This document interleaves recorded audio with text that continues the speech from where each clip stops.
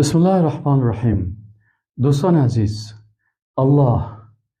الله ذات با عظمت است که خود در قرآن عظیم الشان معرفی کرده. ولله الاسماء الحسنى و گفته که برای الله نامهای نیک است. یکی از نامهای نیکش الله هست. قل هو الله احد.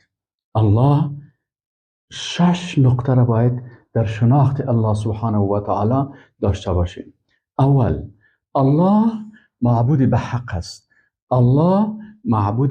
است. ذلك بأن الله هو الحق و ان ما يدعون من دونه هو الباطل.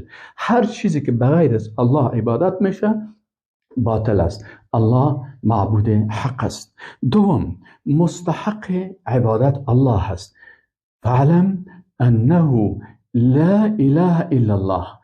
الله میگه که بفهم که نیست هیچ کسی که مستحق باشه که ذاتش عبادت شوه و شریعتش اطاعت شوه الا الله، بغیر از الله سبحانه و تعالی. سوم، الله ذاتی هست که مستحق اطاعت است. وقتی ما اطاعت میکنیم، حلال، حرام، جایز، ناجایز، خوب، خراب، حق، باطل، کلش بر ما الله تعیین میکنه. به این خاطر مستحق اطاعت الله هست. از هیچ قانون دیگه بغیر از شریعت الله نباید اطاعت کنیم. چهارم، الله سبحانه و تعالی عبادت و اطاعت خاص برای الله هست. الحمدلله رب العالمین. ایاک نعبد، خاص تو را عبادت میکنیم. اگر عبادت زبانی هست مخصوص الله هست، اگر عبادت قلبی هست مخصوص الله هست، اگر عبادت مالی هست مخصوص الله هست، اگر عبادت تشریعی هست مخصوص الله هست، اگر عبادت قلبی هست مخصوص الله هست و اگر عبادت فکری هست مخصوص الله سبحانه و تعالی هست. و این الحکم الا لله، و حکم نیست مگر مخصوص الله، یعنی خاص برای الله هست حکم. و پنجمی، الله سبحانه و تعالی دارای صفات و افعال بسیار عالی می باشه. هو الله الذی لا اله الا هو الملك القدوس السلام المؤمن المهیمن العزیز الجبار.